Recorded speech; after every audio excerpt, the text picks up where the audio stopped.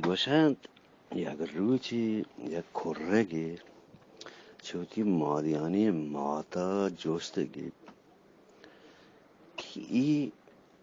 برچی جوشه هر روز ترا چه اسپوست بارکره برند و ای اسپوستانا پسانه ورند جرج جرج ورند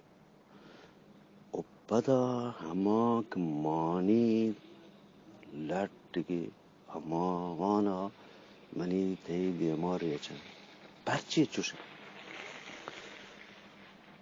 مادیانی ماتا گوشت کرک صبر کن و بار کن بچار دیما چی بید چیزی باید گوشت یک روچی ما تو کرگا دیست که پسه سرش برد ما تا کرگا گوشت بچار